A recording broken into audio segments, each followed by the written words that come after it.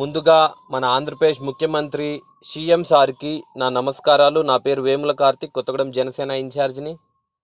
ఆ, మన సీఎం సార్ని ఎందుకని సీఎం సార్ అంటున్నా, అదేంది నాకు నోరు తిరగదా? ఆ, సీఎం సార్ని సీఎం అని ఎందుకు అంటున్నాడు అని చెప్పి మీరు అనుకోవచ్చు. ఎందుకంటే మన సీఎం సార్ ఏంటంటే షీ లేకుండా మాట్లాడలేడు కాబట్టి అతని సీఎం సార్ అని అంటున్నాం. ఎందుకంటే పవన్ కళ్యాణ్ గారు ప్యాకేజీ స్టార్ అయినప్పుడు, మ్యారేజీ స్టార్ అని మీరు అన్నప్పుడు, మన ఆంధ్రప్రదేశ్ ముఖ్యమంత్రిని సీఎం అని కూడా అనొచ్చు. వాడెవడో మనోడు ఒకడు యూట్యూబ్లో సరదాగా మాట్లాడేటప్పుడు షీ అన్నాడు కదా ఊరికే. అలానే మన సీఎం సార్, షీ అంటే కూడా చాలా ఇష్టం కదా మన ముఖ్యమంత్రి గారికి. అందుకనే సీఎం గారికి చెప్పేది ఏంటంటే, తెలంగాణలో ఇప్పుడు పవన్ కళ్యాణ్ గారికి, జనసేన పార్టీకి బరిలెక్క అంటే తక్కువ ఓట్లు వచ్చాయని చెప్పి మీరు మాట్లాడుతున్నారు కదా. మరి ఇదే మరి సీఎం సార్ మరి ఇక్కడ తెలంగాణలో 2014లో పోటీ చేసినప్పుడు తినకి ఎన్ని ఓట్లు వచ్చాయో మాట్లాడుకుందాం. అలాగే మన ఇంట్లో ఉన్న సొంత మన చెల్లి ఎందుకని అంత కష్టపడి తిరిగి మరి ఎందుకు డ్రాప్ అయింది, తను మాత్రం త్యాగం చేసినట్టు, యువతలోళ్ళు మాత్రం ప్యాకేజీ తీసుకున్నట్టు మాట్లాడే మన సీఎం సార్ దీనికి సమాధానం చెప్పగలడా? మరి ఏ ప్యాకేజీతో మరి ఇక్కడ తెలంగాణలో డ్రాప్ అయ్యారు, రాజన్న రాజ్యం తెస్తా అని చెప్పి చాలా కష్టపడి తిరిగి ఎందుకని లాస్ట్ మినిట్లో బర్రెలెక్క ఉన్న ధైర్యం కూడా మన ఇంట్లో చెల్లికి ఎందుకు లేకపోయే, మనం ఎందుకు చెప్పలేకపోయాం అనేది కూడా మనం ఒకసారి మాట్లాడుకోవాలి. మానుకోట ఘటన మర్చిపోయి జగన్మోహన్ రెడ్డి గారు చాలా సంవత్సరాలు అయినట్టుంది. తనని ఒక్కసారి గతంలోకి తీసుకెళ్దాం. మనం 2014 ఎలక్షన్స్లో ఇక్కడ తెలంగాణలో పోటీ చేసినప్పుడు ఎందుకని ఇవన్నీ మాట్లాడుకోవాలంటే జనాలకి వాస్తవాలు తెలియాల. బర్రెలెక్క అంటే తక్కువ పడ్డాయి అంటున్నారు కదా. మరి అదే బర్రెలెక్క కంటే కూడా సీఎం గారు మంచి ఫ్లోలో ఉన్నప్పుడు, ఉమ్మడి ఆంధ్రప్రదేశ్ అప్పుడే విడిపోయినప్పుడు మరి ఇంకా జనాలకి తెలంగాణ అంటే ఇంకా ఆ ఫీలింగ్ ఉన్నప్పుడు, ఆ తెలంగాణ అంటే ఆంధ్ర రెండు అప్పుడే విడిపోయినప్పుడు పడ్డ ఓట్లు ఎన్ని అనేది కూడా తెలియాలి కదా మన జనాలకి. అందుకనే చెప్తున్నాను. కొన్ని నియోజకవర్గాలు నేను మా వాళ్ళు ఐడెంటిఫై చేశారు. దగ్గర 56 నియోజకవర్గాలు అనుకుంటా. నోటా కంటే కూడా చాలా తక్కువ ఓట్లు పడ్డాయి. అందులో కొన్ని చెప్తాను ఇప్పుడు. సిర్పూర్ 1756 ఓట్లు వచ్చాయి మన సీఎం సార్కి. ఎన్ని ఓట్లు పడ్డాయి? వైఎస్ఆర్సీపీ పార్టీకి మన సీఎం సార్ అభ్యర్థికి 812 ఓట్లు పడ్డాయి. చెన్నూరు నోటాకి 1616. ఈ నోటా టాపిక్ ఎందుకు తీసుకొస్తున్నారంటే మన అదే జెండా పట్టుకొని తిరుగుతాం మేము ఎమ్మెల్యే టికెట్ ఇవ్వకపోతే అని మాట్లాడే మన వైఎస్ఆర్సీపీ ఎమ్మెల్యే జెండా కూలీలకి, అలాగే అంటే ఎమ్మెల్యేలు అంటున్నారు కదా మేము జెండా పట్టుకొని తిరుగుతాం సీట్ ఇవ్వకపోతాయని చెప్పని ప్రగల్భాలకు పలుకుతున్నారు కదా, వాళ్ళకి చెప్తున్నాను. ఎందుకంటే వాళ్ళే కదా నోటా కంటే తక్కువ వచ్చిందని మాట్లాడేది.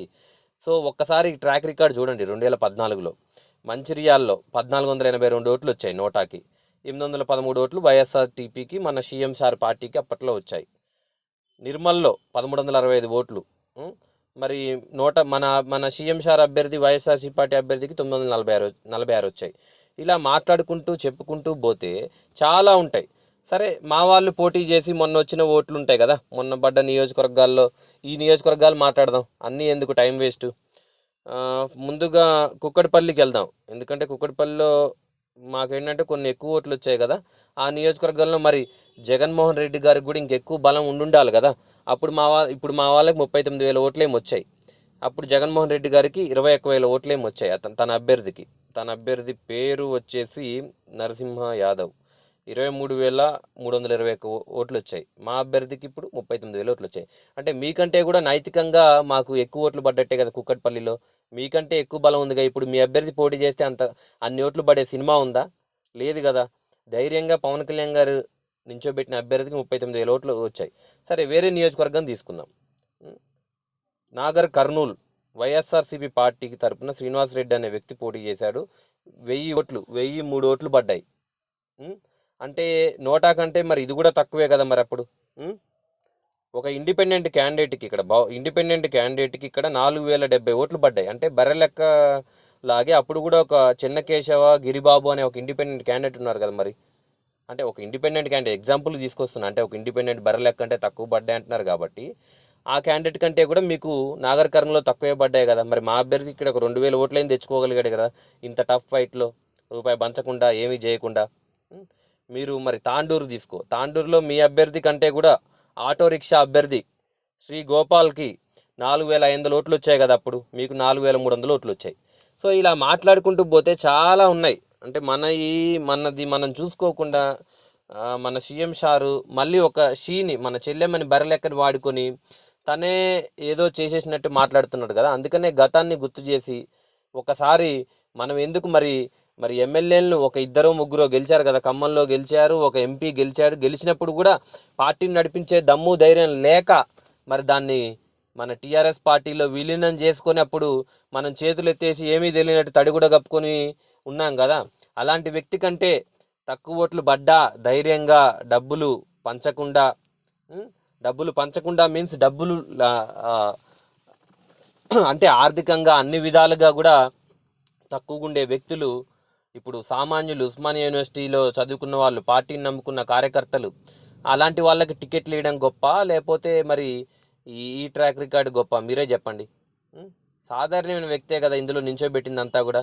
మీ వైఎస్ఆర్సీపీ పార్టీలో వైఎస్ఆర్సీపీ కాదు, మళ్ళీ షర్మిల గారు ఫీల్ అవుతారు. వైఎస్ఆర్సీపీ పార్టీలో మరి జగన్మోహన్ రెడ్డి గారు ఏ కార్యకర్తకైనా తీసుకొచ్చి మామూలుడికి డబ్బులు లేకపోతే టికెట్ ఇస్తాడా అంత ఈజీగా? 1-2 సంఘటనలు తప్పితే అది కూడా ఏదో ఉపయోగం ఉంటేనే చేస్తాడు. అక్కడ కూడా మామూలు వాళ్ళకి మరి ఇంతమందికి పవన్ కళ్యాణ్ గారు సీట్లు ఇచ్చారంటే అది చాలా గొప్ప విషయం కదా. ఎక్కడ ఉన్న ఆమ్ ఆద్మీ పార్టీ చేసినప్పుడు అక్కడ గొప్ప విషయం జరిగిందనుకునే మన జనాలు కూడా ఒక్కసారి ఆలోచించాలా.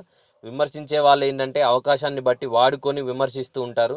మన సీఎం సార్ అందులో ముఖ్యంగా ఉంటారు. ఎప్పుడు షీల్ని వాడుకొని రాజకీయం చేసే మన సీఎం సార్కి ఒకసారి ఈ ట్రాక్ రికార్డు కూడా గుర్తు తెచ్చుకొని మానుకోటను కూడా మళ్ళీ ఒకసారి గుర్తు తెచ్చుకోవాలని కోరుకుంటూ సెలవు తీసుకుంటున్నాను. జై హింద్.